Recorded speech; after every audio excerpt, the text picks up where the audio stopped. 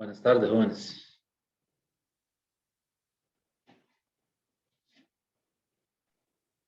Buenas tardes, profe. Hola, saludos. Buenas tardes, profe. Hola, ¿cómo están? ¿Todo bien? Eh, ok, el jueves me fue imposible conectarme. Es decir, desde la mañana la conexión estaba totalmente caída. Ni con teléfono se podía conectar.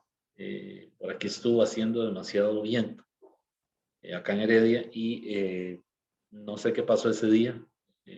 Se restableció la conexión ya bien entrada la tarde, como a las 5 de la tarde, así que eh, me fue imposible conectarme ese día.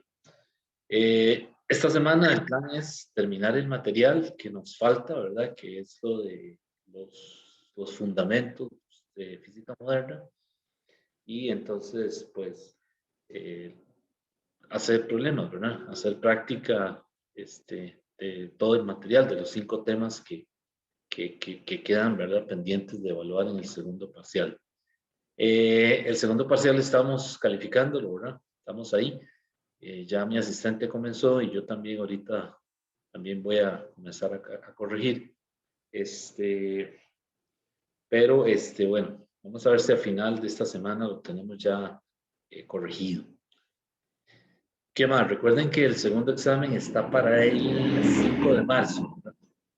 Viernes 5 de marzo, este viernes en 8. Ok, vamos a comenzar con la parte de física moderna, que es el material que falta en la de ver, ¿verdad? Ahí en la plataforma puse las clases de la semana pasada y también algunos me han pedido las soluciones de estos capítulos que estamos viendo ahora. Entonces yo lo que he hecho es que se las mando por correo a quien me las ha pedido, ¿verdad? No las pongo en la plataforma porque ustedes saben que este libro, bueno, sí, las soluciones se las dan al profesor y si las pongo ahí en la plataforma, pues yo creo que me jalan el aire, ¿verdad? Entonces, si alguien las necesita nuevamente, ¿verdad? Me escribe un correo y yo le paso las soluciones de la 10ª o de la 9ª edición. Tengo las dos, ¿verdad? Entonces, quien esté estudiando con la 9ª, pues también tengo las soluciones de la 9ª. Bueno, nosotros vamos a comenzar a ver, como les decía, los fundamentos, ¿verdad? Lo más básico de, el tema de física moderna. Y vamos a empezar por el tema de la relatividad. Y ya ustedes lo han escuchado, el tema, ¿verdad? ¿Han visto algún documental? No sé. Ok, a finales del siglo XIX, la física clásica, ¿verdad? Que así se llama, que incluía el electromagnetismo, ¿verdad? Las ecuaciones de Maxwell, que incluía la termodinámica, la mecánica newtoniana, la óptica, ¿verdad? Ya eso estaba muy desarrollado. O sea, ya esa física a finales del siglo XIX ya estaba prácticamente todo estudiado. Entonces, en esa época, los físicos de esa época pensaban que ya no había nada más. Es decir, que ya habían llegado al final de, del pasillo, por decirlo de alguna manera, y que ya lo que quedaba era pulir, ¿verdad? Por aquí y por allá, esas teorías que se habían desarrollado atrás, ¿verdad? Entonces, pues esa era la idea, ¿verdad? O esa era la forma de pensar de los científicos de esa época. Sin embargo, allá por 1890, 1895, comenzaron a aparecer un montón de fenómenos que no podían ser explicados con la física que tenían en esa época, ¿verdad? Es decir, habían fenómenos que se salían de las manos. Por esa misma época, Einstein comenzó a trabajar en la teoría de la relatividad especial. Einstein tiene dos teorías, ¿verdad? La relatividad general, la publicó en 1915, y la relatividad especial, que salió en 1905, o sea, 10 años antes. Entonces, la relatividad especial es más sencilla. La relatividad general es una teoría muy compleja, matemáticamente hablando, y de eso no vamos a ver aquí nada. Pues la relatividad especial surgió precisamente porque había algunos fenómenos que la mecánica newtoniana se quedaba, digamos, que corta para explicarlos, ¿verdad? Y entonces fue cuando Einstein comenzó a sugerir la posibilidad de que qué pasaría si estudiamos o si tomamos en cuenta los efectos de la velocidad de la luz, ¿verdad? ¿Qué pasa con los cuerpos? ¿Qué pasa con el tiempo? ¿Okay? Con la distancia, ¿verdad? Con la longitud de los cuerpos. ¿Qué pasa si se mueven a velocidades cercanas a la velocidad de la luz? Entonces, todo eso que le comenzó a dar vuelta, ¿verdad? Y, pues comenzó a imaginarse eso, ¿verdad? ¿Qué pasa si viajáramos en, en algún tipo de transporte que pudiéramos movernos por lo menos a una fracción de la velocidad de la luz? Ya no a C, sino a una parte, ¿verdad? A una fracción. ¿Qué veríamos? O sea, ¿qué veríamos frente a nuestros ojos? Bueno, debido a eso que se le ocurrió, aparecen algunos fenómenos que ya tienen hoy día comprobación experimental, ¿verdad? Entonces, la relatividad especial no es, decir, no es una teoría, ¿cómo se dice?, que se quedó en el papel, sino que tiene también aplicaciones en el mundo tecnológico actual. Por ejemplo, los vuelos, ¿verdad? Los vuelos intercontinentales están sincronizados, ¿verdad? De manera de que para un observador en tierra, aunque, es decir, no mide el mismo tiempo que un observador que va en un avión. Entonces, eso es parte, eso es debido a los efectos de la relatividad especial. Entonces, bueno, ya ustedes en física general 1 habían estudiado el movimiento relativo, ¿verdad? Entonces, recuerden que no hay un sistema de referencia absoluto, ¿verdad? Sino que la descripción que se hace del movimiento es con respecto a, o sea, con respecto a un sistema de referencia escogido para efectuar ese estudio. Entonces, recuerden, en movimiento relativo tenemos dos observadores, ¿verdad? Uno que está en un sistema de referencia en reposo y otro que está en un sistema de referencia en movimiento. ¿Sí?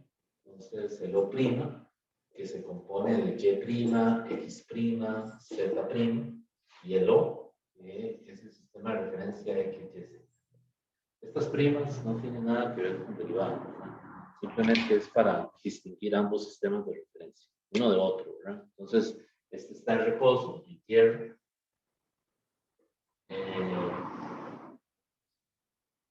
Y este se está moviendo.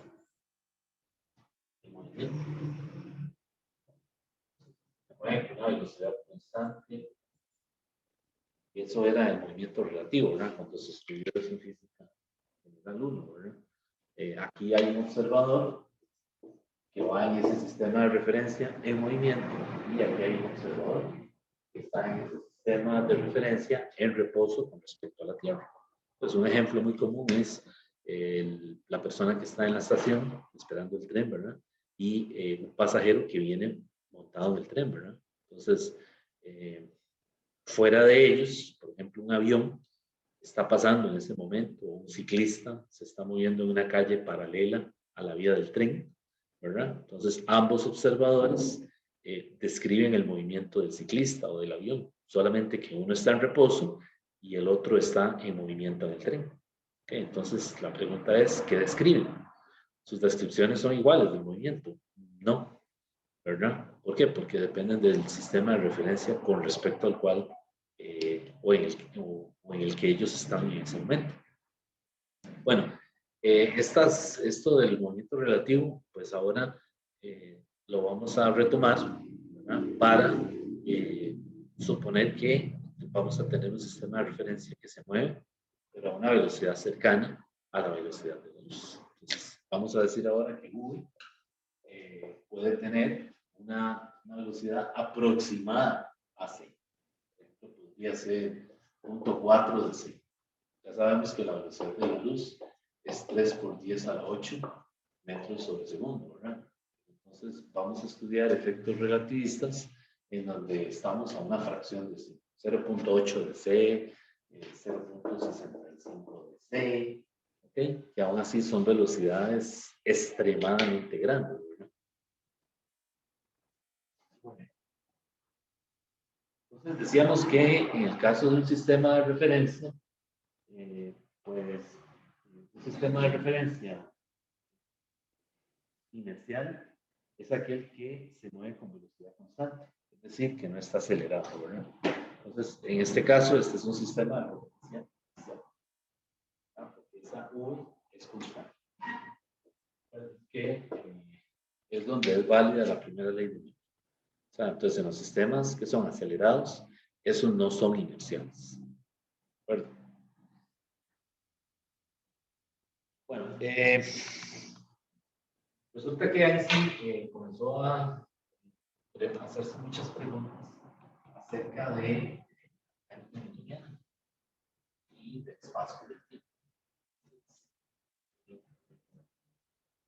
Eso lo tenía él preocupado, ¿verdad? Porque él sabía que la mecánica newtoniana no es una ciencia absoluta, no es una ciencia completa, sino que por el contrario, en ese tiempo ya él se dio cuenta que pues las leyes de la física tienen que ser las mismas en todos los sistemas de referencia, porque entonces si no, sería un problema. Imagínense que las leyes de la física no funcionaran en la Luna. Entonces, algo anda mal, ¿verdad? Es decir, la descripción que se está haciendo no es completa. Entonces, ya Einstein sabía eso. Entonces, lo que él quería era replantear la mecánica de Newton para tomar en cuenta los efectos relativos, los efectos de cuerpos que se muevan a velocidades cercanas a la velocidad de la luz. Ok, entonces para eso, él plantea dos postulados. Son, digamos, los postulados de la relatividad especial actuales. Okay. Entonces, el primer postulado, ¿verdad? Y estos él los sacó a priori, es decir, los propuso, ¿verdad? Para con base en eso comenzar a construir la relatividad especial, ¿verdad? Entonces, el primer postulado dice así: las leyes de la física son las mismas para todo sistema de referencia inercial. O sea, recuerden que un sistema de referencia inercial es aquel que se mueve con velocidad constante. Entonces, él planteó eso. Todas las leyes de la física son las mismas para cualquier sistema que sea inercial. ¿Ok? Y por lo tanto, todo movimiento es relativo. Relativo a el sistema con respecto al cual se está haciendo el estudio. Entonces, en ese mismo postulado, él dice que la velocidad de los objetos solo puede darse en relación a otros cuerpos, ¿verdad? Y es imposible determinar la velocidad absoluta de un objeto. Entonces, es decir, no hay un sistema de referencia idóneo. O sea, no hay un sistema de referencia que tenga preferencia con respecto a otro, sino que depende de la situación que se está estudiando. Entonces, ese es el primer postulado. Ese postulado lo podemos poner como que también es el principio de la relatividad.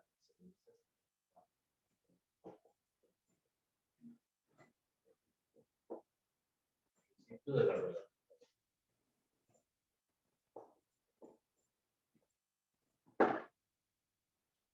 Entonces, normalmente las leyes físicas pueden ser las mismas en todos los marcos de referencia inercial.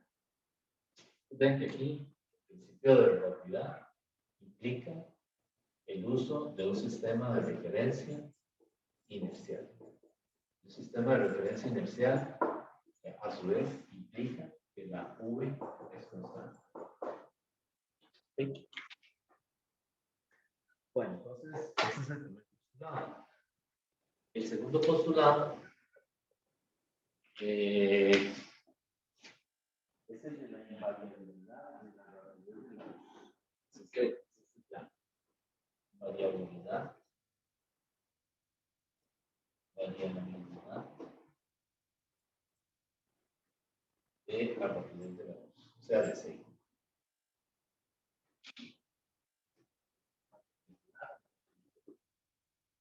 Quiere decir que la rapidez de la luz en el vacío tiene el valor 3 por 10 a la 8 de todos los márgenes iniciales, cualquiera que sea la velocidad del observador o la velocidad de la fuente que emita la luz. O sea, la velocidad de la luz es constante en cualquier sistema de referencia. O sea, no va a sufrir cambios por estudiarse en un sistema de referencia en reposo o por estudiarse en un sistema de referencia donde el observador está en movimiento. Entonces, el ejemplo que yo les daba a ustedes ahora, al principio, de la persona que está en una estación, ¿verdad?, en la plataforma esperando que llegue el tren, en ese sistema de referencia en reposo, la velocidad de la luz es 3 por 10 a la 8 metros por segundo. Y para la persona que viene en el tren, ¿verdad?, en el sistema de referencia en movimiento, la velocidad de la luz en ese sistema de referencia también es 6, o sea, también es 3 por 10 a la 8 metros por segundo. Entonces, con estos dos postulados es que Einstein, es decir, son el cimiento, ¿verdad?, la base para comenzar a construir la relatividad especial. Y salieron, es decir, son postulados, como se dice en física, a priori. Es decir, él los planteó, ¿verdad?, para justificarse más adelante todo lo que él iba a desarrollar, ¿verdad? Todas las, digamos, el aparato matemático, las ecuaciones, ¿verdad? Todas las aplicaciones que iban a venir más adelante.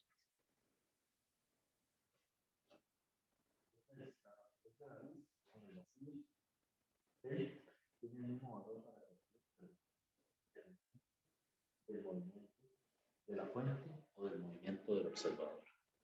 ¿Ok? Entonces, C es la misma en cualquier sistema de referencia. 3 por 10 a la 8 metros por segundo. Bueno, estos son los postulados. El primero se llama así, el principio de la relatividad. Y el segundo se llama la invariabilidad de C. ¿Okay?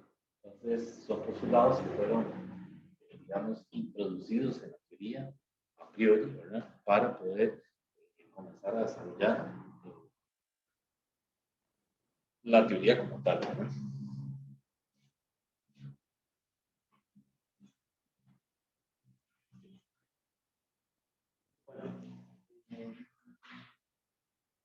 Resulta que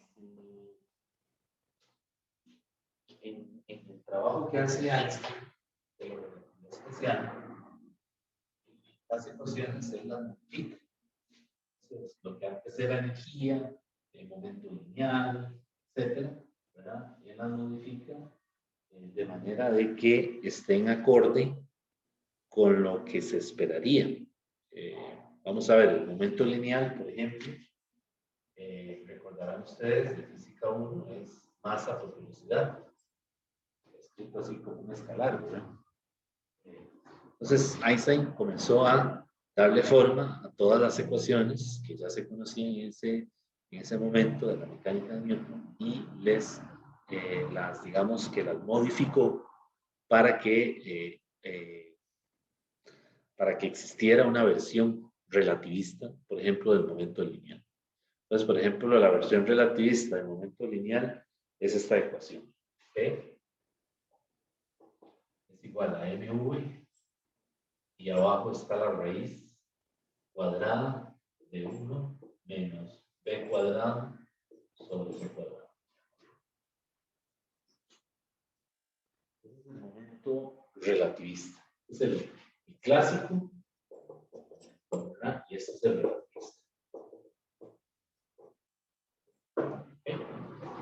Entonces quiere decir que para velocidades muy por debajo, o sea, si esta es la velocidad del cuerpo, esta es la velocidad de la luz, ¿verdad? O sea, esta es la velocidad del observador en un sistema de referencia. Y esta es la velocidad de la luz en cualquier sistema de referencia. Entonces, si la V es mucho menor que la C, ¿qué está pasando? Bueno, que el cuerpo se está moviendo a una velocidad que la puede percibir el ojo humano. ¿De acuerdo? Por ejemplo, un avión, un taxi, una bicicleta, etc. O sea, esas son velocidades que están muy por debajo del valor de la velocidad de la luz. Entonces, cuando esto es así, esta raíz, este V sobre C tiende a 0. ¿Okay? Y al tender a 0, abajo me queda raíz de 1. Raíz de 1 es 1 y vuelvo a obtener esto. ¿Okay? Entonces vean que Einstein lo primero que hizo fue cuadrar, vamos a decirlo, no sé si esa palabra es la correcta, pero él modificó las ecuaciones que ya conocía para incluir el efecto relativista. O sea, el efecto de un cuerpo que se mueva a una velocidad cercana a la velocidad de la luz. ¿Ok? Entonces, como tiene que ser una teoría consistente, ¿verdad? Tenía que poner la prueba. Y el caso límite es que la velocidad sea mucho menor que la velocidad de la luz. Eso tiende a ser. Entonces, volvemos al momento lineal, tal y como lo hemos calculado desde física 1. ¿De acuerdo? Entonces, si no se obtiene esto, si no se recupera n por v, quiere decir que la teoría tiene un error, ¿verdad? Porque entonces no estamos describiendo correctamente los fenómenos. Bueno, Einstein se las arregló para modificar todas las ecuaciones más importantes, para que tomaran en cuenta los efectos relativistas.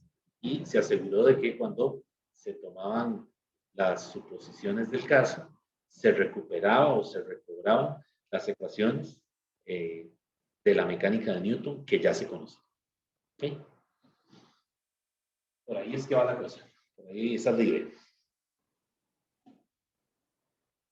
Este factor que ustedes ven aquí, esa raíz que acabo de escribir ahí, de hecho, la bautizaron. Esa raíz se llama gamma. Y gamma es un factor, el factor relativista, y esa gamma es 1 sobre la raíz cuadrada de 1 menos b cuadrado sobre c cuadrado. Ese gamma aparece en prácticamente todas las ecuaciones de la relatividad especial, ¿verdad? Y ese gamma tiene que ser mayor que 1. Siempre tiene que ser mayor que 1 cuando se está tomando en cuenta un efecto relativista. Bueno, de lo contrario, si es la mecánica newtoniana, gamma es igual a 1. Si gamma igual a 1, estamos en el caso como si mecánica de Newton. ¿Okay? Y si gamma es mayor que 1, estamos en presencia de un cuerpo que se mueve en un sistema de referencia a una velocidad cercana a la velocidad de la luz. ¿Okay? Bueno, entonces, entonces,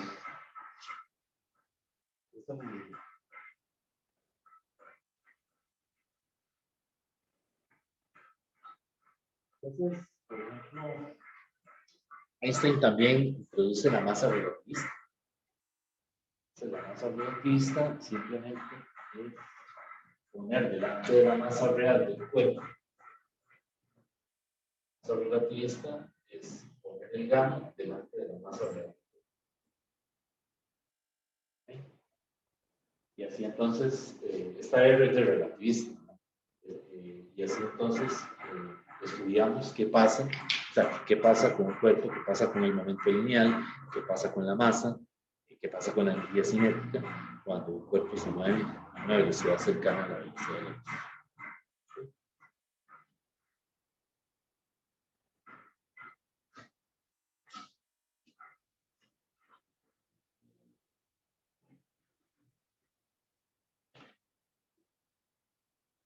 Por ejemplo, la energía también.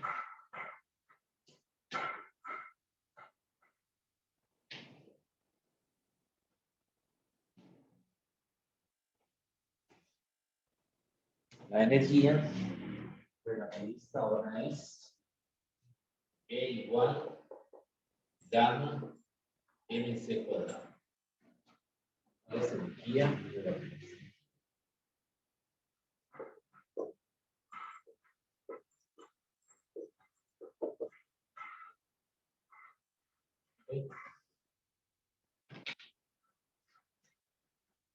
Entonces, Entonces, esa energía relativista es la energía total del cuerpo más ahí. La energía total de la energía cinética más la energía en el cuerpo. Entonces, cuando el cuerpo está en reposo, va a subir. La energía cinética. Entonces, también tengo la energía en reposo. Vean ahora el efecto. Ahora la energía en reposo es cero. Es M por C cuadrado. En ese caso, cuando damos, pues ¿verdad? Eso sería energía en reposo. Vean qué interesante.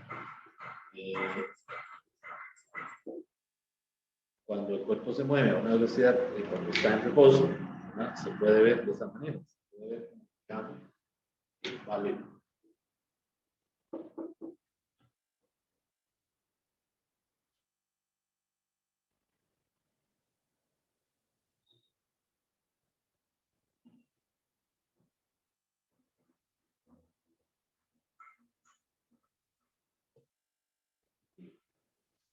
Entonces, después de la relatividad especial se desarrollaron más cosas, ¿verdad? Es decir, aquí estamos viendo apenas, como digamos que son unas pinceladas, ¿verdad? Pero la relatividad especial es mucho más amplia. Es decir, incluye un montón de fenómenos relacionados con ondas, con oscilaciones, ¿verdad? Con fenómenos electromagnéticos, las mismas ecuaciones de Maxwell que ya hemos estudiado aquí, se vieron puestas a prueba cuando se desarrolló la relatividad especial, porque vino a, digamos que a moverle el piso a todas las disciplinas de la época en física, ¿verdad? No solo a la mecánica newtoniana, sino que le sacudió las bases a la termodinámica. Es decir, a todo el mundo le movió el piso porque constituye en ese momento, en esa época, una reestructuración de algo que ya los físicos en esa época suponían que era correcto, ¿verdad? Y cuando llega Einstein y les dice, no, toda la mecánica newtoniana hay que replantearla y el electromagnetismo para tomar en cuenta ahora los efectos relativistas, o sea, los efectos de algún cuerpo que se mueva a una velocidad cercana a la luz. Entonces, imagínense el caos, ¿verdad? Que ocasionó en aquella época, estamos hablando de 1905, cuando presentó la idea de la relatividad especial, le echó al piso a todos, les echó al piso todo el trabajo, ¿verdad? Ahora, no quiere decir que la mecánica newtoniana estuviera incorrecta, sino que había que delimitarla nuevamente para incluir los efectos relativistas. ¿Okay? Entonces, bueno, fue digamos, ahora un boom, ¿verdad? En esa época.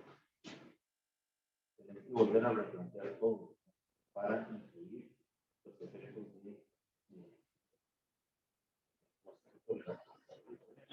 y es cinética relativista. Es cinética, bueno, la clásica es un medio de cuadrado.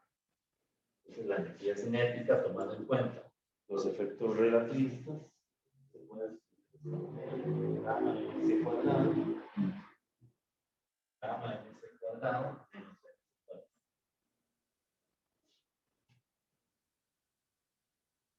o bien gamma menos 1 en ese cuadrado. Pues esta es la energía cinética relativista y esta es la energía cinética clásica, usando todos los tres cursos, ¿verdad? Pero ahora Einstein le dice, no, ahora hay una energía cinética relativista. Y entonces tiene esta. Por supuesto, nuevamente, una vez que se hace el límite adecuado, ¿verdad? O sea, cuando se supone que la velocidad es muy baja en comparación con c, pues entonces se recupera o retornamos a la ecuación conocida, que es medio de m vuelta. Entonces, los físicos, después de que Einstein presentó la teoría, pues obviamente respiraron tranquilos, porque se dieron cuenta que era una reestructuración para incluir esos efectos.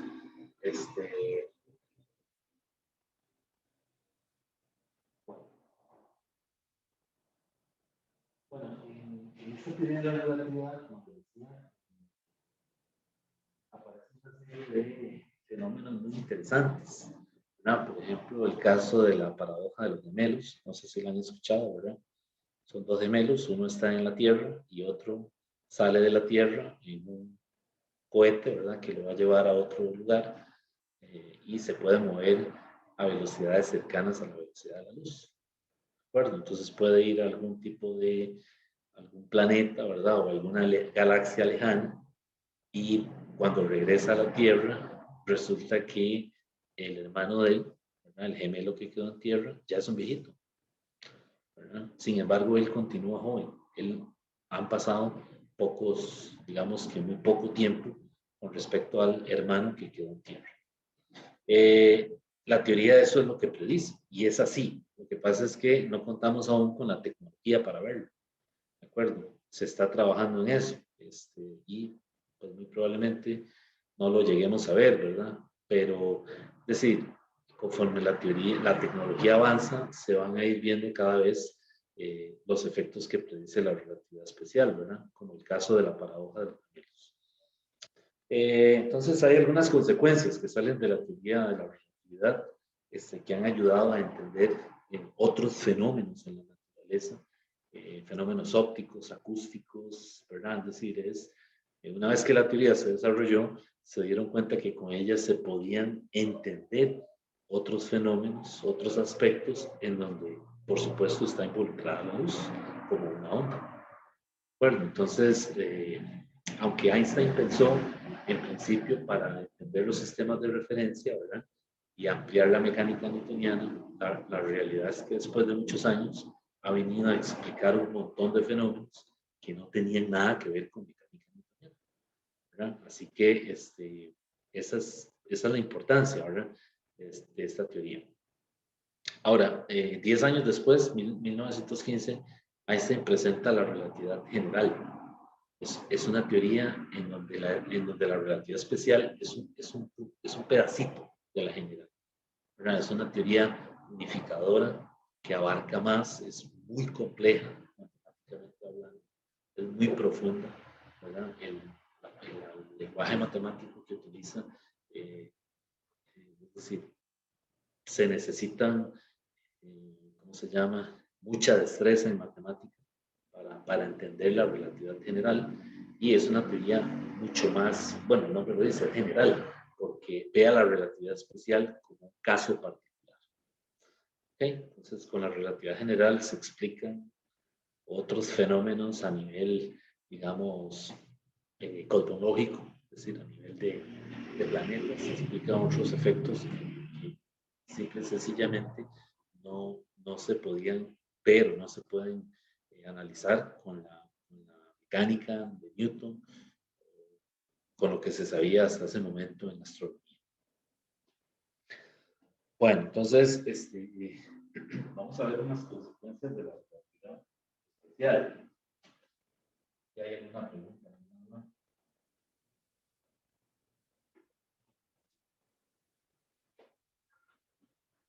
Bueno, la relatividad especial, por ahí, ya alguien está pensando, ¿qué pasa con los viajes en el tiempo, profesor? ¿Eso se puede? Bueno, en teoría sí. Ustedes saben que el papel aguanta todo, pero sí, vuelvo a lo mismo que dije antes, no tenemos, digamos, todavía la tecnología para hacer algo así, pero ya la relatividad especial ya lo predice, o sea, ya lo tiene contemplado dentro de su estructura, que es posible hacerlo. Ok, vamos a ver cómo les algunas consecuencias. La relatividad especial. Para eso hay que ver un concepto nuevo que pues, no está contemplado en la mecánica newtoniana, es el concepto de simultaneidad. ¿Okay? La mecánica newtoniana no interesa, porque es decir, los cuerpos se mueven a velocidades muy por debajo de la velocidad de la luz. Sin embargo, en relatividad especial sí es importante, sí hay que tomarlo en cuenta, ya que recuerden que la luz se mueve con la misma rapidez, o sea, con ese valor constante independientemente del sistema de referencia en donde esté. O sea, C es la misma si el sistema de referencia está en reposo o si se está moviendo con otra velocidad. ¿Ok? Entonces, pues la simultaneidad tiene que ver con el hecho de que para un observador, dos eventos que ocurren en diferentes sitios, pero al mismo tiempo. Entonces, estos eventos son simultáneos para el observador. Sin embargo, en general, estos no son simultáneos para un observador de movimiento relativo al tiempo. Entonces, ahora, en relativo especial, nos interesa estudiar eso, ¿no? Dos eventos que ocurren de forma simultánea, pero que perciben los observadores en ambos sistemas de referencia. Estos son simultáneos, sin embargo, en general, estos no son simultáneos para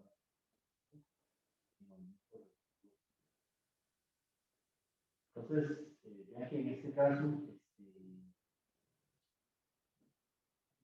para un observador que está en el sistema de referencia,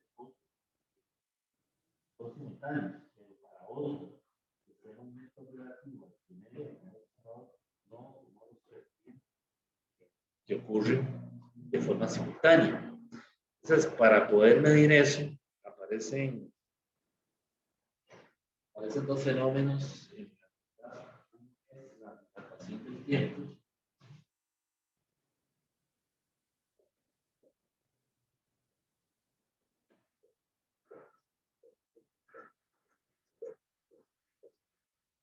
Y el otro es la contracción de la luz.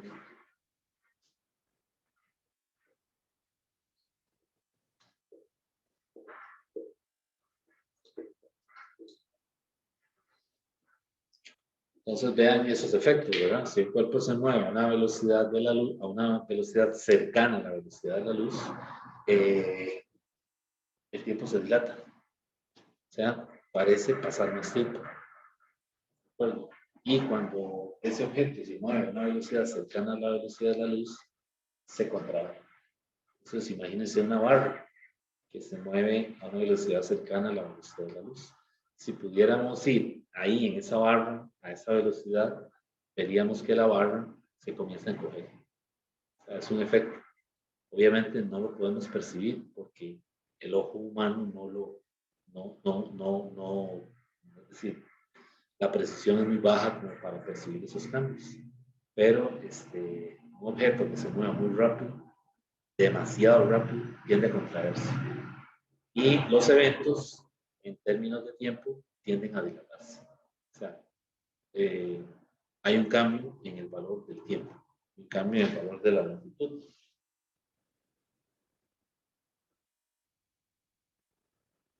Entonces,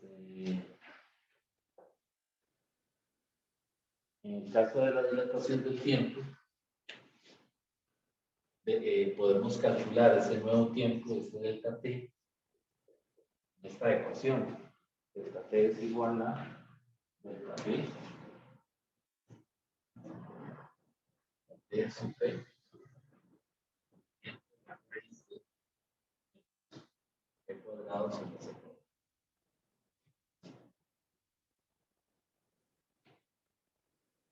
Y esto también es gamma por delta tt. Y ese delta tt también es 2d entre c.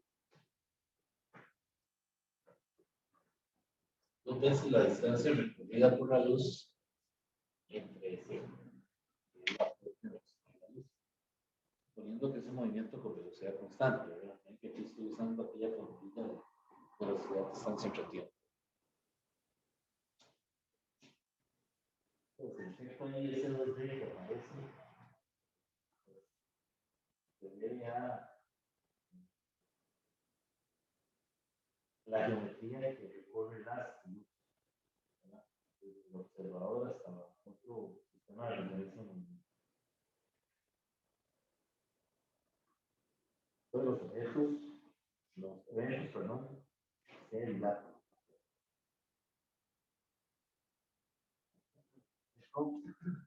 Eso se ve, la dilatación del tiempo se ve muy bien en el caso de un pasajero que toma un avión, ¿verdad?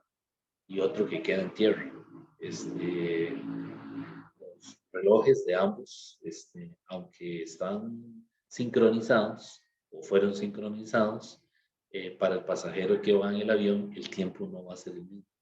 Es decir, claro, los cambios son muy pequeños, son prácticamente, es decir, cuesta detectarlos, pero sí ya se han hecho experimentos que verifican precisamente eso, que el tiempo se dilata cuando un observador se mueve en un marco de referencia inercial o está en un marco de referencia inercial donde la velocidad de la luz es constante. Y en el caso de la contracción de la longitud, pues la ecuación es esta.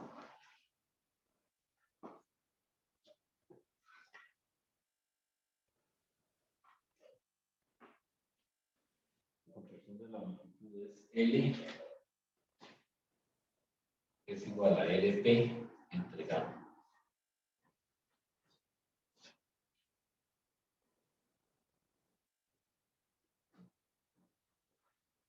Se puede escribir LP por la raíz de 1 menos P cuadrado sobre 6.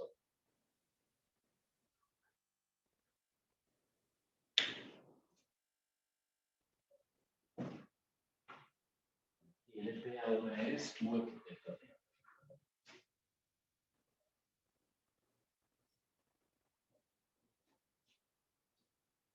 Esa V viene en la velocidad del observador del sistema de referencia, que se mueve en una zona de acción de la velocidad.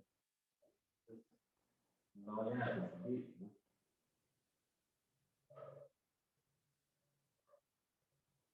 Y esa P, pues, es para caracterizar el sistema de referencia en el estudio, ¿no? ALP se llama la longitud característica. ALP.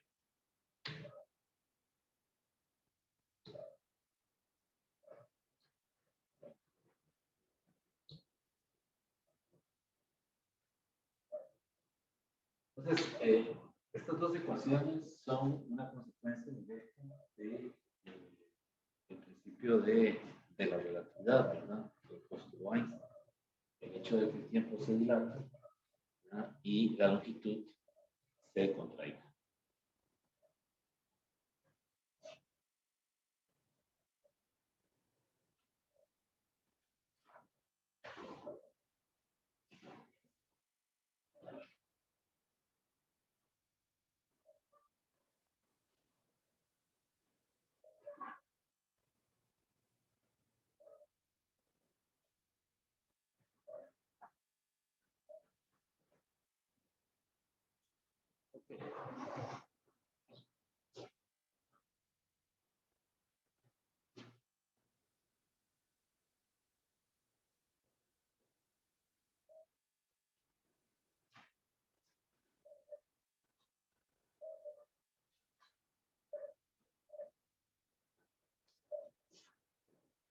Pues, por ejemplo, vamos a hacer un ejercicio.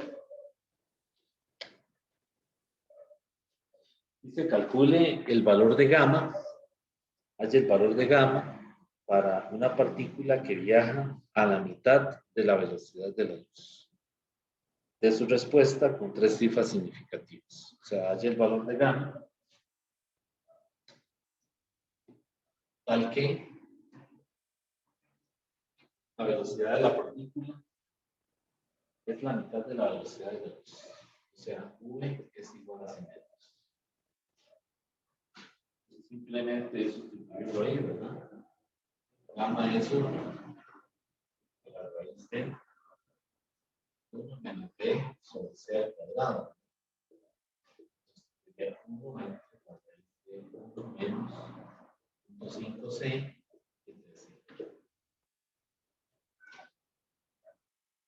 Después, 1 menos la C, queda 0.5 al cuadrado, que son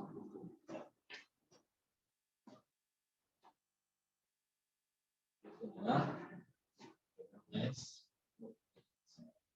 obviamente mayor que 1. Siempre va a ser mayor que 1.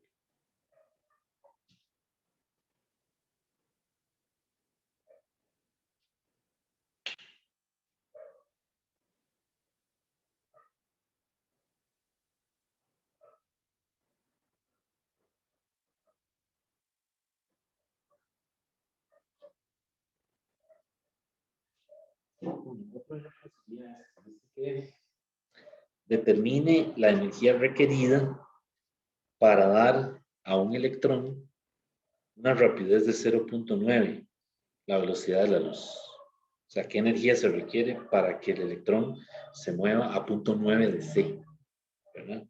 Partiendo del reposo. Entonces, para calcular la energía total, yo puedo utilizar esta ecuación. Vimos ahora esa energía cinética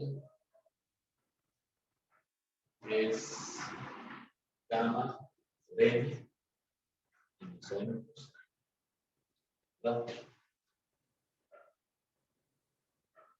y esto realmente es ms cuadrado,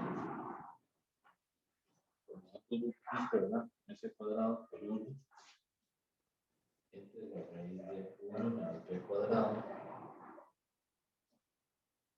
por c cuadrado. Y la velocidad a la que se tiene que mover es 0.9.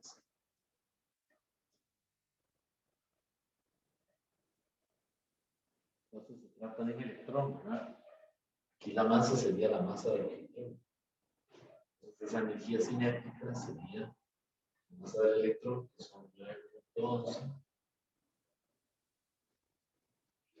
10 a la menos 31 kilogramos por C.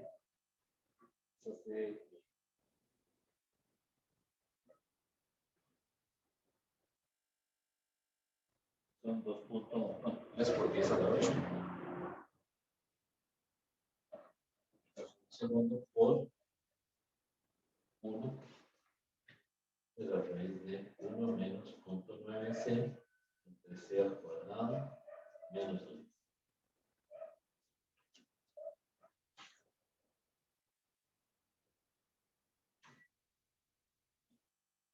Y eso me dio 1.06 por 10 a la menos 13.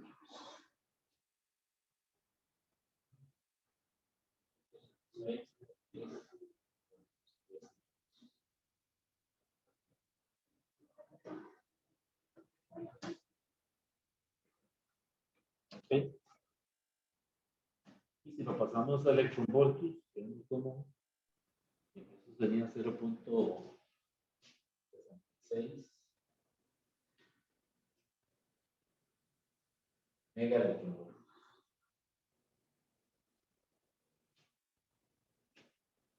Entonces, los aceleradores de partículas también se utilizan mucho para estudiar los efectos relativistas, ¿verdad? Esos aceleradores gigantescos que están por ahí, ¿verdad? Que andan, por ejemplo, el que está en Suiza, o los aceleradores que tiene Estados Unidos, sirven también para, cuando se dispara un haz de esos, hacerlo que alcance velocidades muy altas y entonces poner esos haces a colisionar, ¿verdad? En un supercolisionador. Entonces de ahí se generan, ¿verdad? Durante el choque otras partículas nuevas y así se puede entonces estudiar, digamos, alguna partícula que no haya sido observada experimentalmente, ¿verdad? Estudiando los efectos relativistas.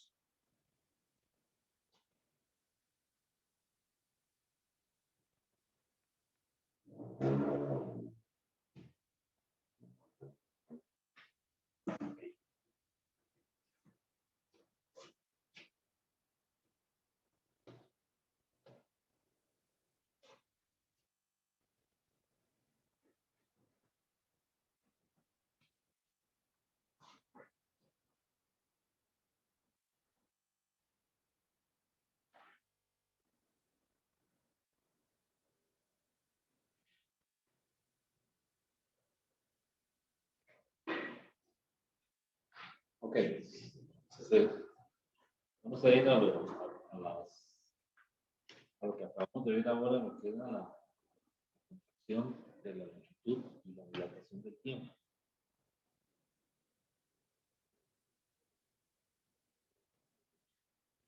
Vamos a ver este problema.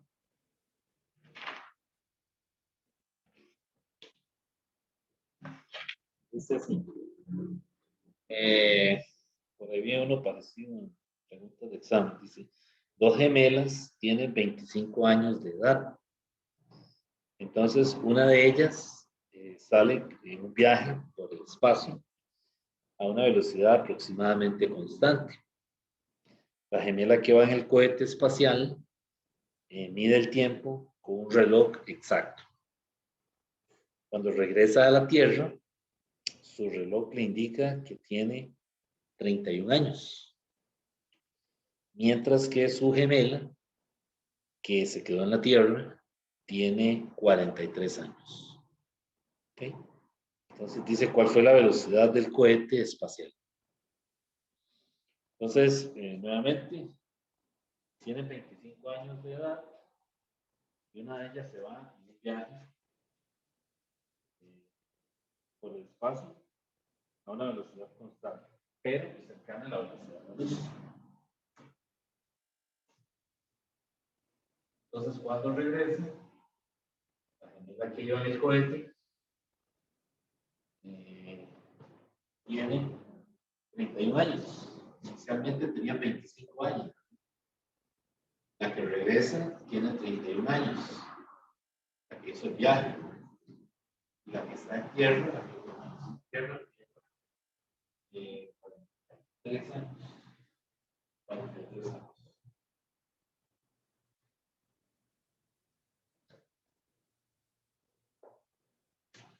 Entonces le dice que cuál fue la velocidad del cohete espacial. O sea, que averigüe la V. Entonces ahí tenemos que utilizar el fenómeno de la dilatación del tiempo, ¿verdad? Es el reloj de la nave espacial, el reloj de la gemela que va a la nave, cada velocidad del tiempo de viaje,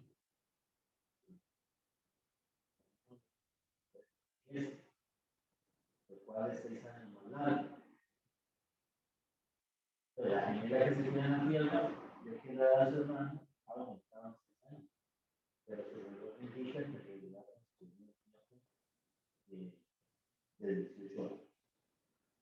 Entonces aquí utilizo la ecuación así, ¿verdad? Delta, la dilatación delta Tm es igual a gamma.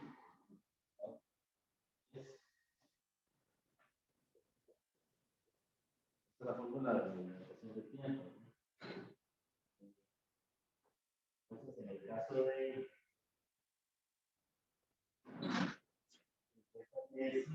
son 6 años más largos.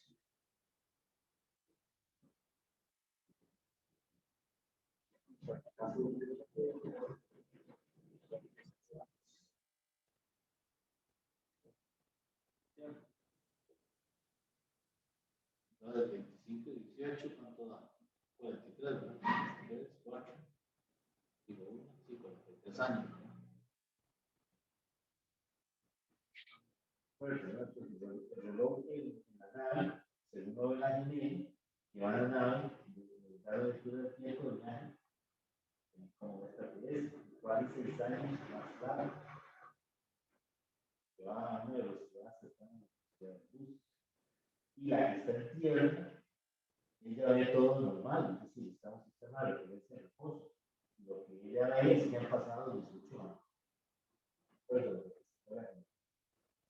puede usar esta fórmula sería 6 igual a 18, ¿verdad? Multiplicado por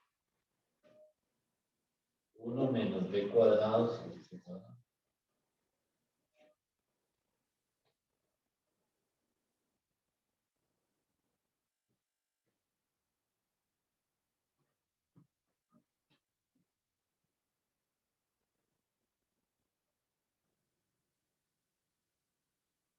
¿sí? Y de ahí despejo la V. Sería B cuadrado. Paso esto para acá, ¿verdad? Sería 1 menos B cuadrado sobre C cuadrado es igual a 6 sobre 18. Y esto es 1 sobre 3, ¿no? 6 por 1, 6 por 3. Aquí llevo al cuadrado en ambos lados, B cuadrado sobre C cuadrado es igual a 1. Y aquí me da que V cuadrado sobre C cuadrado negativo es igual aquí a 1 menos 9. Digo, menos 1. Paso este 1 a restar del otro lado, ¿verdad? Que sería lo mismo, es decir, que B cuadrado sobre C cuadrado es 1 menos 9. Y de ahí saco la velocidad. La velocidad es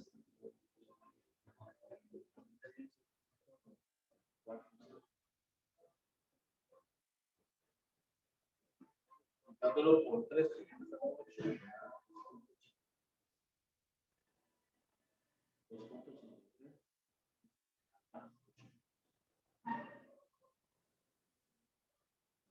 La velocidad que tiene que tener la nave, ¿verdad?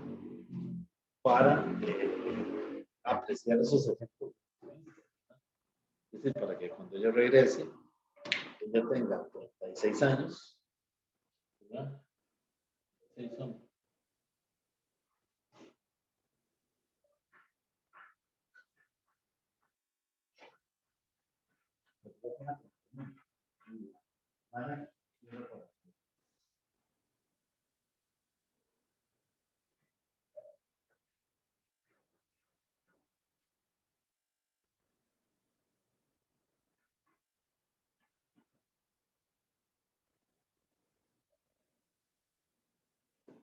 Bueno, ¿alguna pregunta? Esta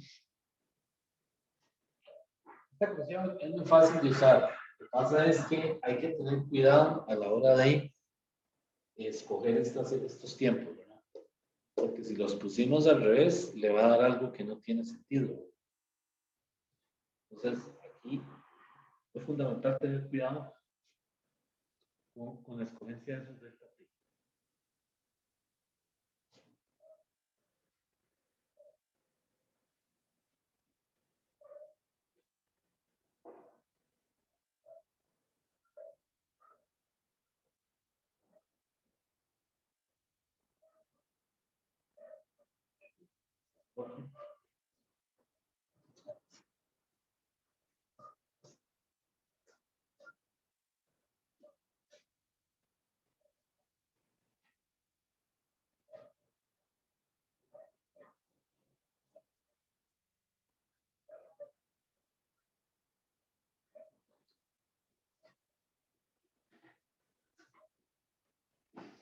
Vamos a ver este. Dice 2 células que se dividen en la Tierra, ¿verdad? Cada 10 segundos inician desde la Tierra.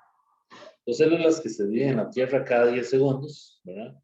Inician desde la Tierra un viaje hasta el Sol, que está a una distancia de 1.5 por 10 a la 11 metros de camino, en una nave espacial que se mueve a una velocidad de 0.85 segundos. O sea, las 2 células ponen y cada 10 segundos se fraccionan. Entonces la pregunta es, ¿cuántas células deberían existir cuando la nave espacial se estrelle con el Sol? ¿Cuántas células deberían existir cuando la nave espacial se estrella con el Sol? Entonces ven que aquí es un asunto de los observadores, en este caso, los observadores que están en tierra y el que está en la nave, ¿verdad? Con respecto a los cuales se están moviendo las células. Entonces, el tiempo requerido para realizar el viaje hasta el Sol es la distancia recorrida sobre la velocidad. Es un movimiento con velocidad constante. Entonces, ese delta t ¿verdad? Para medir el delta T es X sobre V. Y esa distancia se la están dando, le dicen que es 1.5 por 10 a la 11.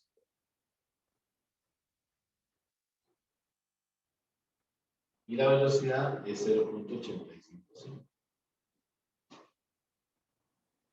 Y eso a mí me da 588 segundos.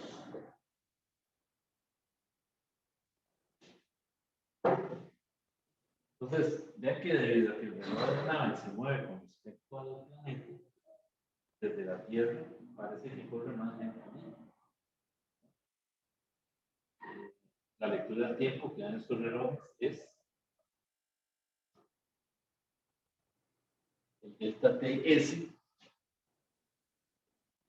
es igual al delta TN, como lo pusimos ahora en triángulo. Y esto sería delta TN, ¿verdad?, por la raíz de 1 menos b cuadrado sobre c cuadrado. La velocidad sí la tengo y puedo calcular este delta TS. La pregunta que le hacía es, vamos a ver, dice cuántas células deberían existir cuando la nave espacial se estrelle con el Sol. O sea, porque ve que ellas se pueden dividir cada 10 segundos. Entonces yo aquí calculo este tiempo. Este tiempo a mí me da 310 segundos. Pues las células se dividen de acuerdo al reloj de la nave espacial. Este reloj está en reposo respecto a la Tierra. Por lo tanto, van a realizar 31 divisiones, ¿verdad?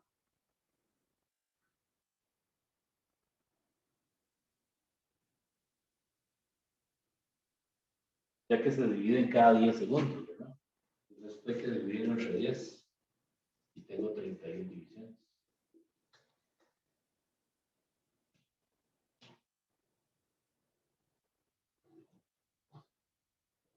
Entonces el número total de células tiene que ser 2 elevado a 31. Y eso me da 2.1 por 10 a la 9. 10 a la 9 células.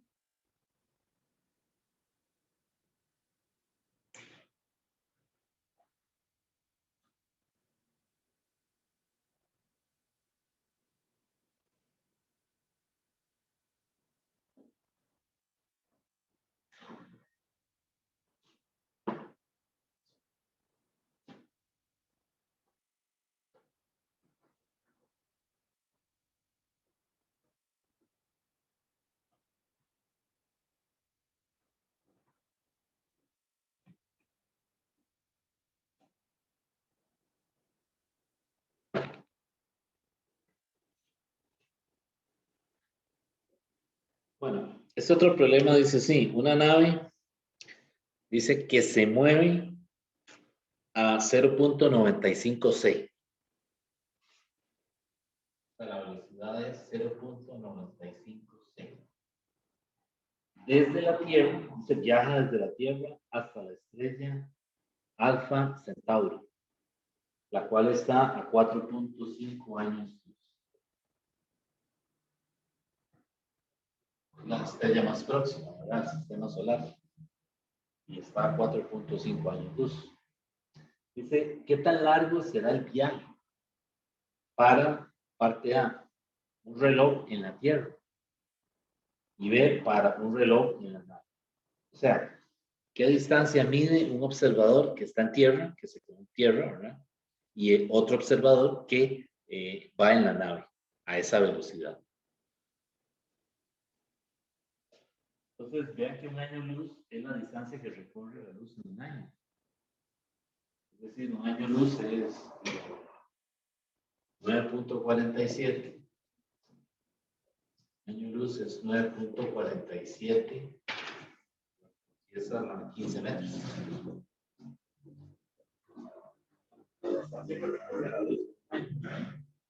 Entonces, hay que calcular qué tan largo será el viaje para alguien que está en tierra, ¿verdad? Y para el que va en la nave. ¿Qué creen ustedes? Bueno, entonces aquí primero hay que calcular la distancia a la estrella. La distancia a la estrella total. Entonces, 4.5 años luz. Sería 4.5, por eso. 4.5 por 9.47. Esa es la forma para saber la distancia, ¿verdad? Para pasarla, digamos, de años luz a metros, ¿verdad?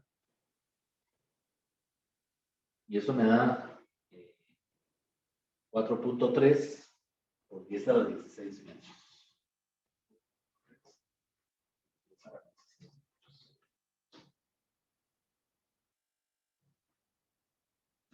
Entonces, con eso yo puedo calcular el tiempo. Delta T para el observador va a ser entonces en tierra, va a ser 4.3 por 10 a la 16 metros dividido entre el tiempo, en este caso, perdón, entre la velocidad. Esa velocidad es 0.95 de 0.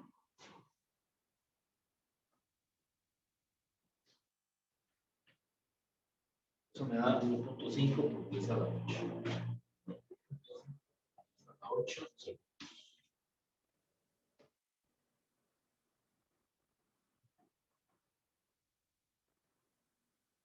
Y eso es para el que está en tierra, ¿no? Para el que está en la nave, para el que va en la nave, ese delta T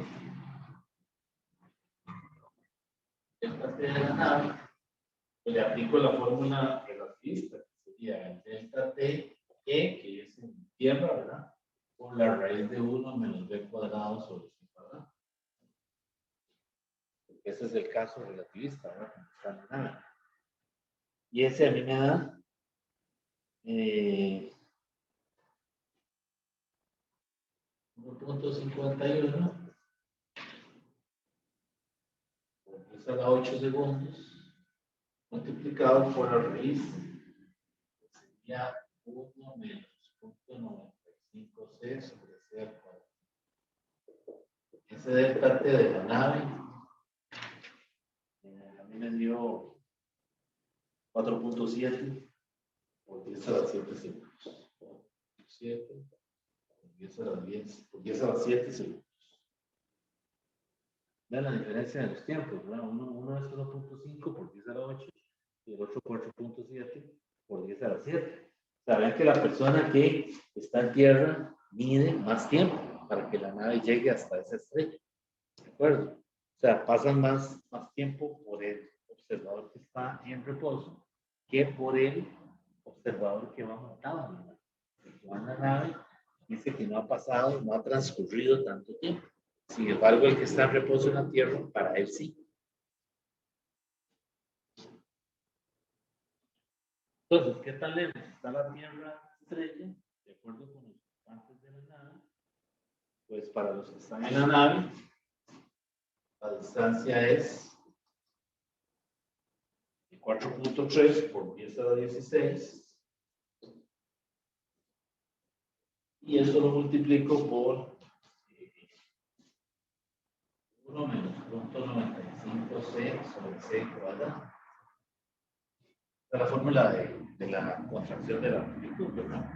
Entonces ven que en el caso de la nave, la distancia es 1.3 por 10 a la 6. A la 16 metros. Y para el observador que está, ¿verdad? Y entonces, ¿qué pasa? Que ahora dice que cuál es el cálculo de la rapidez que lleva, ¿verdad? La parte C le dice qué tan lejos está la Tierra de la estrella de acuerdo con los ocupantes de la nave. Bueno, está a 4.3, digo 1.3 por 10 a la 16.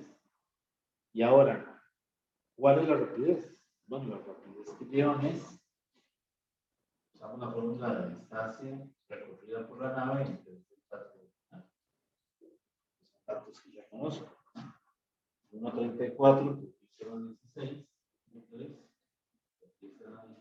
metros dividido por el cátedra de la nave. El cátedra de la nave es 4.7. ¿Cuánto da la velocidad? Yo divido 1.3 por 10 a la 16 entre 4.7 por 10 a la 7 me da 2.8 por 10 a la 8 metros por segundo. 8 a la 8 metros.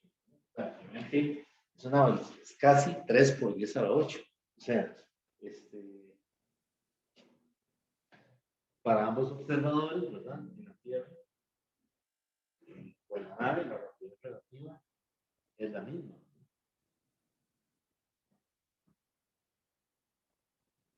Pero entonces vean los efectos relativistas, ¿verdad? De algo que se mueva, que recorre una distancia muy grande, a una velocidad cercana a la velocidad de la luz, lo que hace es que se achica, se hace más pequeña la longitud del recorrido, ¿verdad? Para alguien que vaya a una velocidad cercana a la velocidad de la luz. Y para alguien que está en tierra, pues lo que va a pasar es que el tiempo se dilata, de tal manera de que va a durar mucho más en hacer ese recorrido de la Tierra hasta esa estrella, desde el punto de vista de un sistema de referencia de un observador que está en Tierra, ¿no? En cambio, al de la nave le parece que ha pasado poco tiempo. Por eso la paradoja de los gemelos es eso, es una paradoja porque el gemelo que va en la nave, montado en la nave, para él el tiempo prácticamente no ha pasado. Y por eso cuando regresa de nuevo a la Tierra, regresa joven. O sea, regresa no joven, sino regresa con menos años que los que tiene su gemelo correspondiente en la Tierra. Porque para el gemelo en la Tierra, el tiempo se dilató. O sea, ha pasado mucho tiempo. Entonces, por eso envejece, ¿verdad?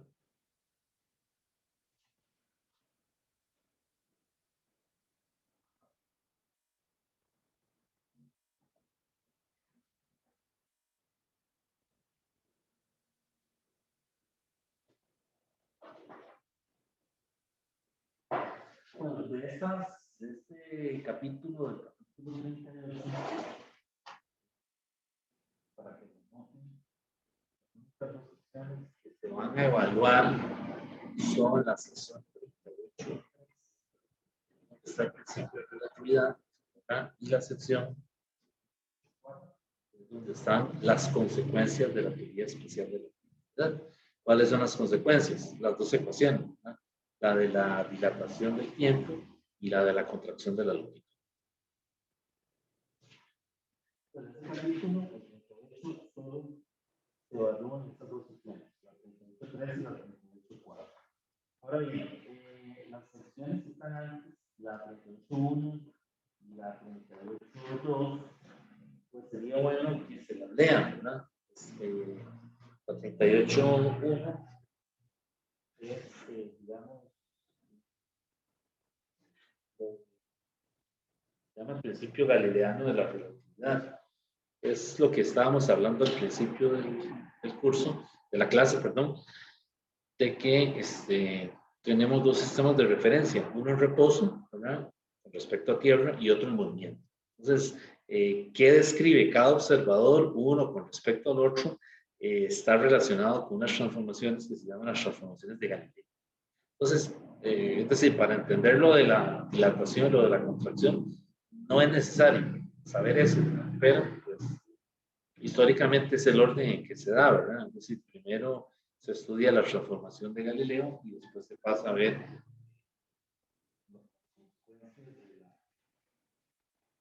la relativización.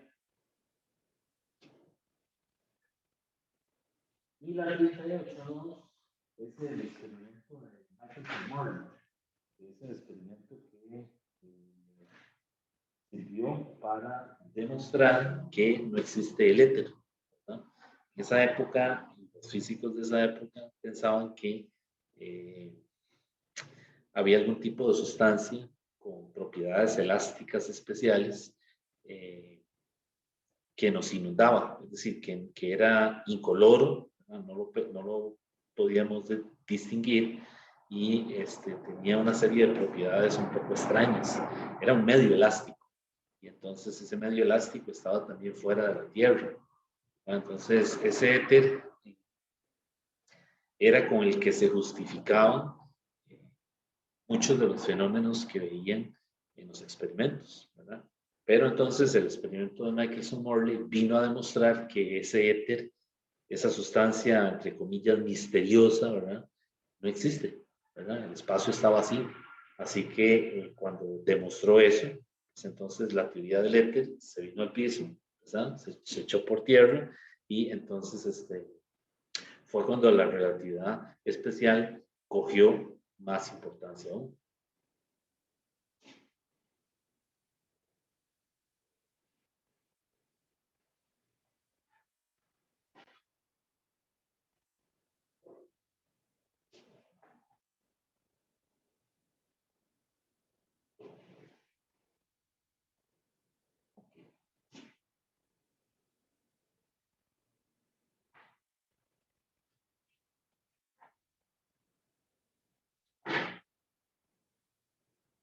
Bueno, voy a pasar al capítulo 39 para comentar la sección que nos falta. Este capítulo que únicamente se trata de una sección.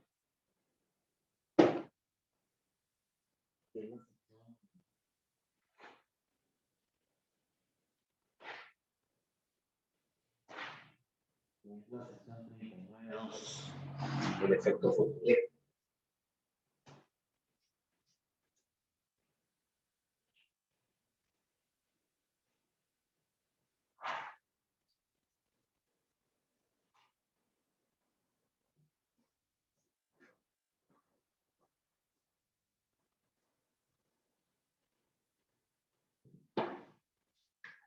La sección 39.2 y última, efecto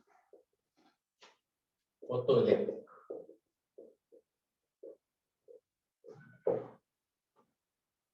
Bueno, como un dato interesante, Einstein recibió el premio Nobel por el efecto fotoeléctrico, no por la relatividad. O sea, todo ese trabajo que él hizo desarrollando las dos teorías, ¿verdad? La relatividad especial y la relatividad general, que les decía es más compleja que la especial.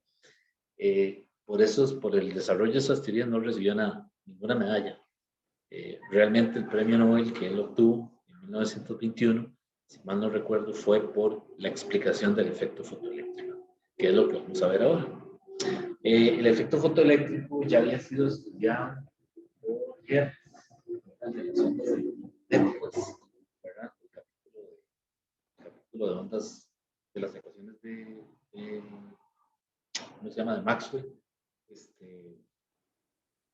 que se concluyó que la luz es una onda electromagnética, pues entonces Hertz, que era un físico experimental también de Alemania, fue el primero en hacer que esas ondas electromagnéticas viajaran, ¿verdad? O pasaran de un sitio a otro, ¿verdad? Con lo cual se demostró que es información, es decir, que se puede utilizar, por ejemplo, para diseñar algún mecanismo que nos permita comunicarnos. Y así fue, ¿verdad? Después de que Hertz hizo ese famoso experimento, Marconi en Italia sentó las bases del telégrafo, ¿verdad?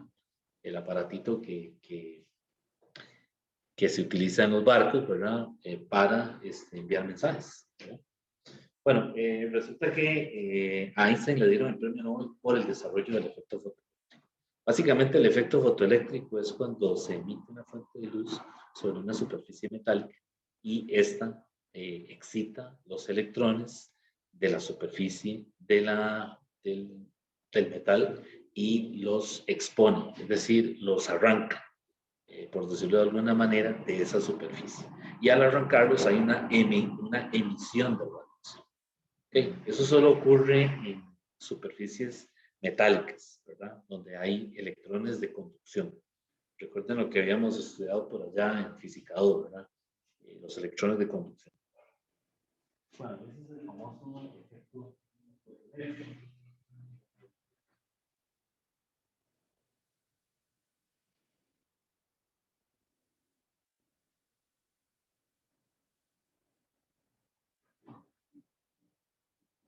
Entonces, básicamente de eso se trata de la luz sobre una superficie metálica. Y esta emisión provoca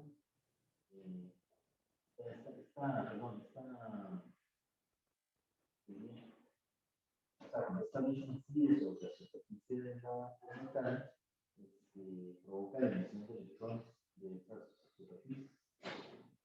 El flujo eléctrico es cuando una fuente de luz incide sobre una superficie metálica y hace que se desprendan electrones de conducción. ¿Okay?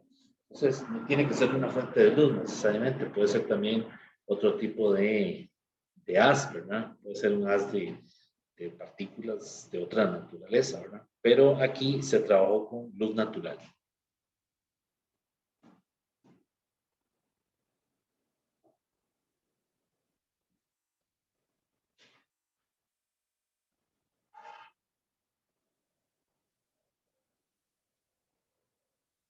Bueno, entonces,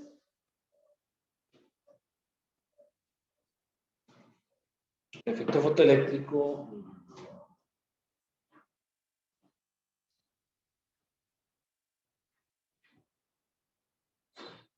para entender eso necesitamos lo que se llaman los cuantos de radiación.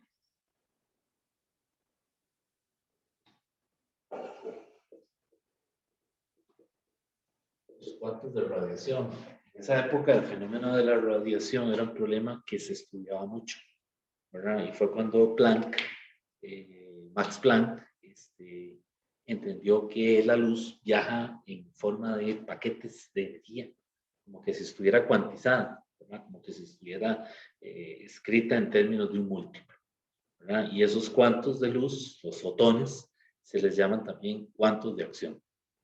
¿De acuerdo? Entonces, esa energía la puedo calcular de esta fórmula.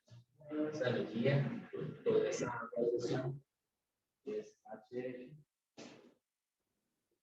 donde F es la frecuencia,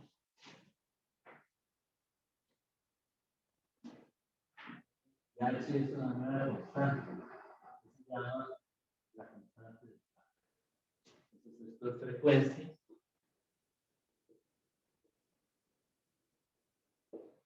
Y esta es la constante de tiempo.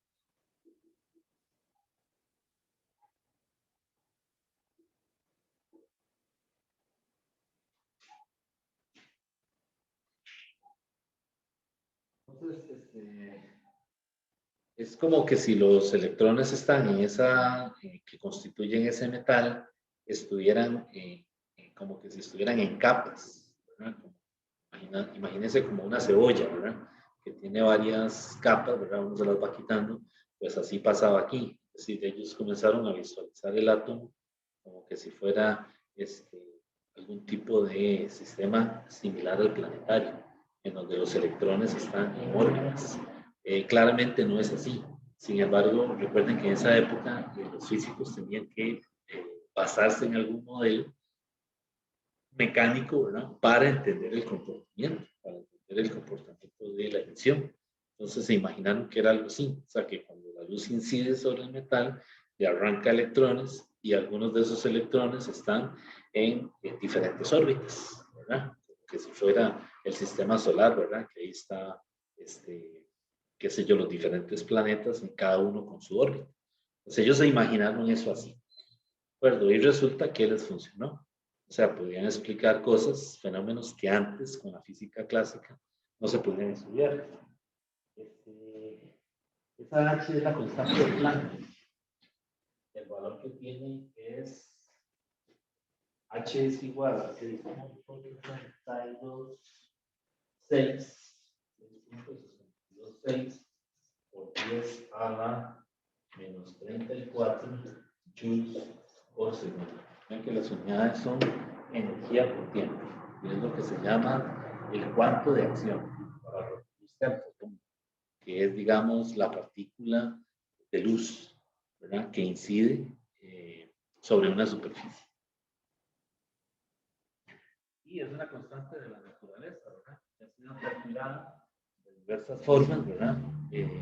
Con diferentes experimentos y siempre nos arroja ese mismo valor, 6.63 por 10 a la menos 34 joules por segundo. Entonces, ¿qué pasa con el efecto fotoeléctrico? Bueno, en el caso del efecto fotoeléctrico, cuando la radiación electromagnética incide sobre la superficie de ciertos metales, ¿verdad? Pueden expulsarse electrones. Un fotón de energía H por F, o sea, cada fotón tiene esta energía, H por F, penetra en el material, ¿verdad? Y es absorbido por un electrón.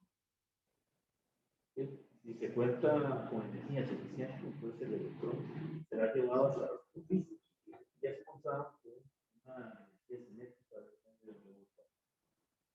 Dependiendo de cuánto fondo se encuentre en el material, se emitirán electrones que tienen un rango de valores de la energía cinética. Entonces, para esto usan una función que se llama la función trabajo y usan la letra pi para anotarla.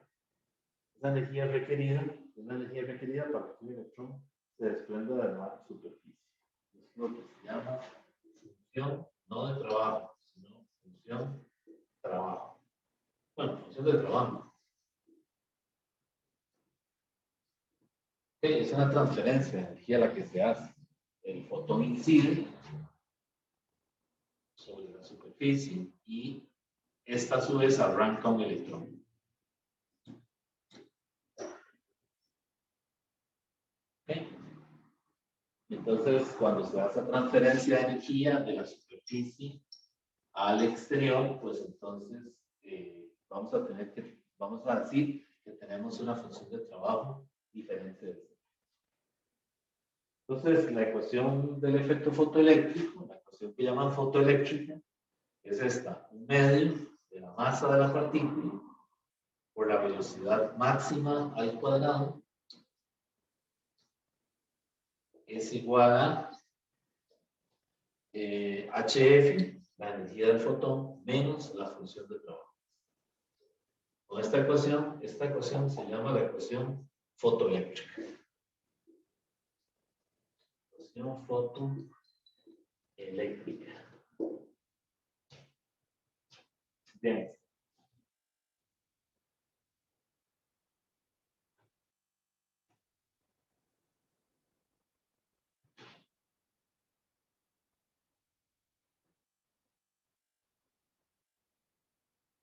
Okay, también se escribe así esta ecuación. La podemos escribir de esta manera: HF menos phi, la función de trabajo, esto de aquí, es igual a la carga por el potencial de frenado, US. O sea, que sustituyo la energía cinética por el potencial de frenado.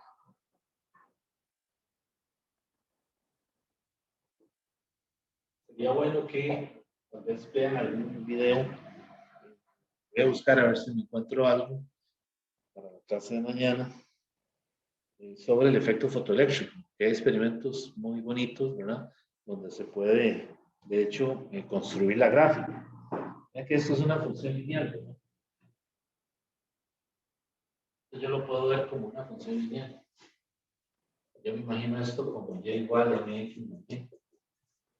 La idea es que si uno toma la data correctamente, esos puntos le van a quedar sobre una línea creciente, ¿verdad? Una función creciente, una línea recta que tiene dependiente la h, ¿verdad? O la frecuencia del material. En este caso la frecuencia. La h es una constante. Entonces, este experimento muchas veces se hace de manera de que al final se linealiza para encontrar la pendiente. Y esa pendiente tiene que corresponder con la frecuencia. Y la frecuencia es un valor conocido porque es la frecuencia para arrancar los electrones cuando inciden los fotones sobre la superficie metálica.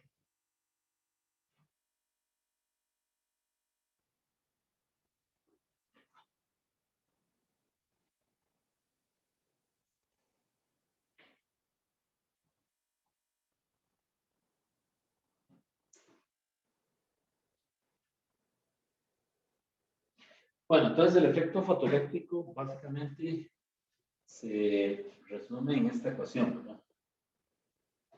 donde hay que identificar bien las cosas, ¿verdad? Esto es energía cinética o la carga del electrón por el potencial de frenado, que quiere hacer dos cosas, y eso es igual a C menos I. La energía del fotón menos la función de trabajo. Esta función de trabajo es la transferencia de energía, producto de que un haz de fotones incide en la superficie metálica y comienzan a desprenderse los electrones. Pues hay una transferencia de energía del sistema hacia los exteriores. Similar al caso del gas, ¿verdad? ¿Qué pasaba cuando se calentaba o se enfriaba un gas? ¿Verdad? Hay una transferencia de calor para el gas. De manera que el gas decíamos que se enfriaba o se calentaba, ¿verdad? Dinámica. A veces lo preguntaban, después de hacer los cálculos, le decían, ¿qué pasa con el gas? ¿Se calentó? Bueno, eso dependía del valor del calor, ¿verdad? Y del signo, por supuesto, que fuera negativo o que fuera positivo. Aquí es similar, ¿verdad? La ecuación calorimétrica es una función lineal. Y por lo general la función de trabajo ya ha sido calculada para diferentes metales. Aquí en el libro le dan una tablita.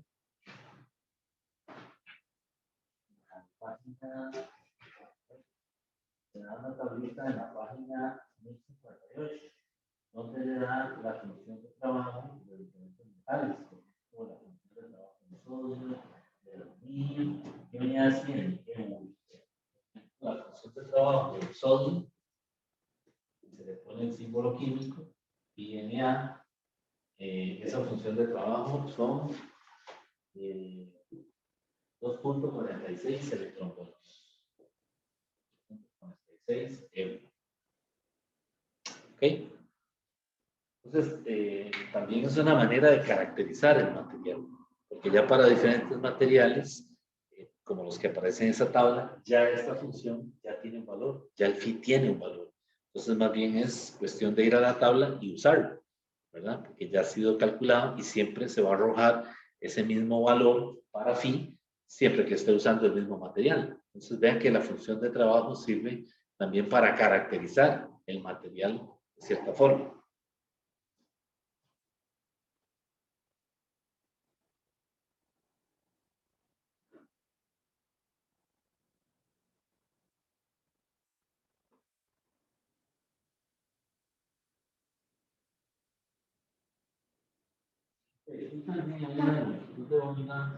Asociada al efecto fotoeléctrico, se llama la onda de corte.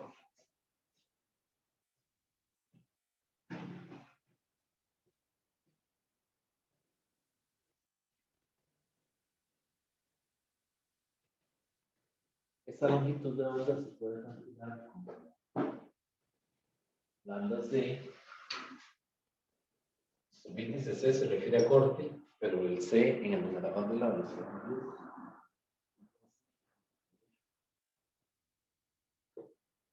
Y esto va a ser igual a HC entre pi.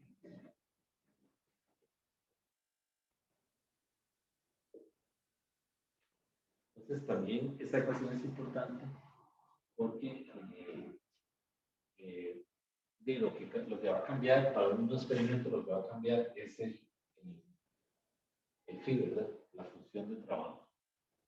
Porque la C, que es la velocidad de la luz, es una constante.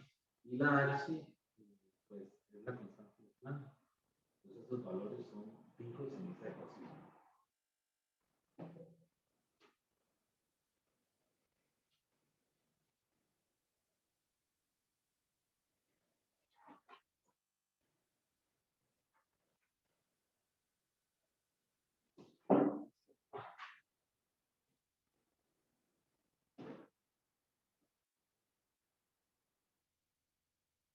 Entonces, el momento lineal se puede calcular así. Antes decíamos que era MV, ¿verdad? Lo dijimos ahora. Ahora el momento es HF sobre C. HF sobre C. Entonces, la por y esto va a ser H sobre la esta constante en una longitud de onda. Vean que ahora el momento lineal es la constante del plano entre la luz. Es muy interesante como se escribió ahora. En mecánica es m por u.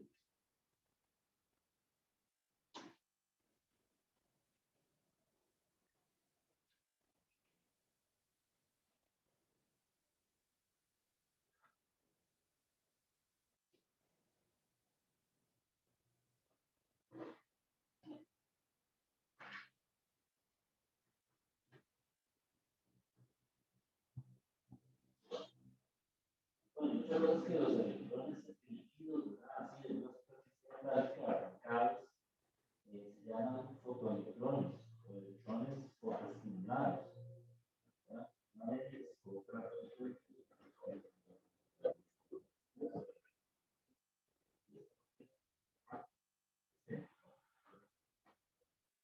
fotoelectrones.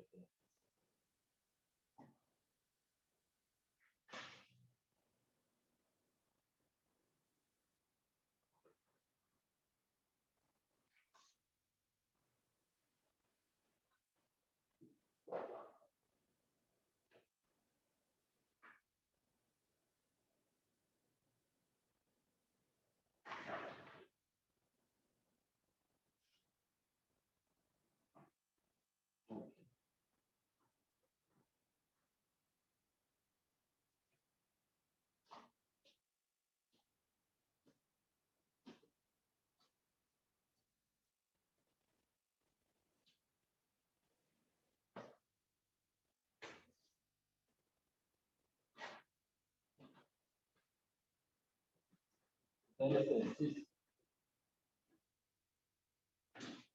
dice que la función trabajo, la función de trabajo de metal de sodio es 2.3, o sea, el sodio es 2.3 electronvoltios.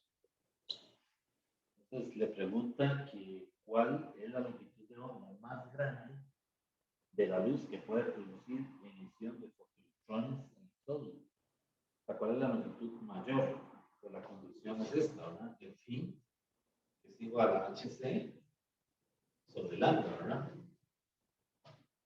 Entonces, simplemente me está diciendo que despeje lambda, ¿verdad? Solamente que aquí, cuando yo hago esto, ¿verdad? Que escribo hc sobre phi, tengo que tener cuidado de poner las unidades adecuadas. Entonces, por ejemplo, en el caso de la h, es 6.63 por 10 elevado a la menos 34 joules por segundo. La C es 3 por 10 a la 8 metros sobre segundo. Y el phi, que me están diciendo que es 2.3 electronvoltios, hay que pasarlo a joules. Entonces, recordemos que 2.3 electronvoltios y un electronvoltio hay cuánto, 1.6 por 10 a la menos 19 joules. Y cancelo estas unidades, y efectivamente me va a quedar a lambda, que es unidad de distancia. Esta lambda me da 7.4. Es a las 7 metros. Es que las longitudes de onda son extremadamente pequeñitas, ¿verdad? Y eso hace que cuando los fotones, ¿cómo se dice?, chocan con la superficie metálica, arrancan o hacen que se desprendan los electrones.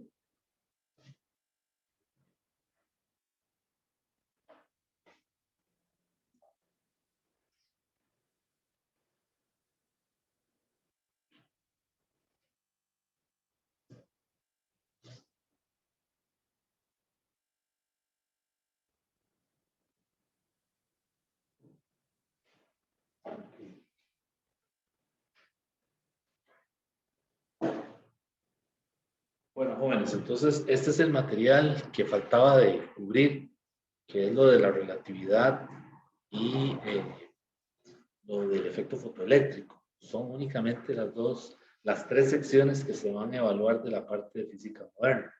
Nuevamente, les digo cuáles son. Son la sección 9, tiempo.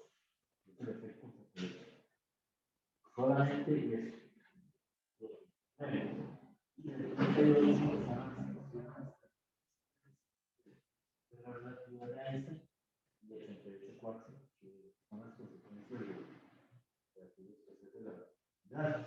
Ahí están, digamos, la dilatación del tiempo y la contracción de la longitud.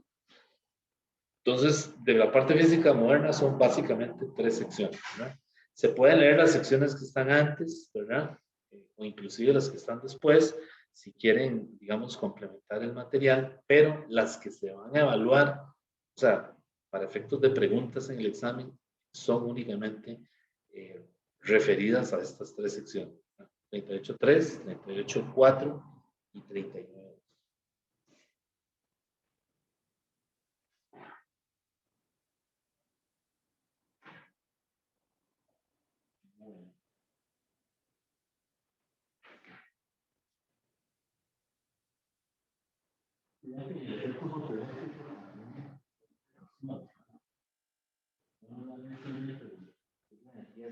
Máximo, ¿verdad? La que se acelera el ave, ¿verdad? Esa energía cinética máxima es la carga del electrón por el delta V de frenado, por la diferencia de potencial eléctrico de frenado.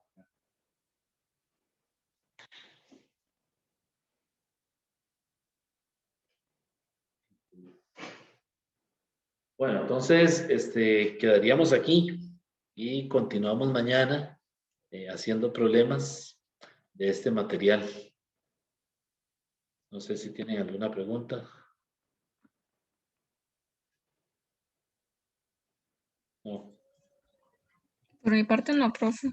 Bueno, está bien. Ok, entonces, si alguien necesita las soluciones de los capítulos que faltan de evaluar, pues me dicen y yo se las paso por ahí.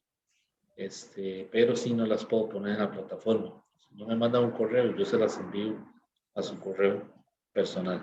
Entonces, quedamos aquí y nos vemos mañana, Dios mediante, para comenzar a hacer práctica de este material. Hasta luego. Gracias, profe. Bueno, con mucho gusto. Hasta luego. Buenas tardes.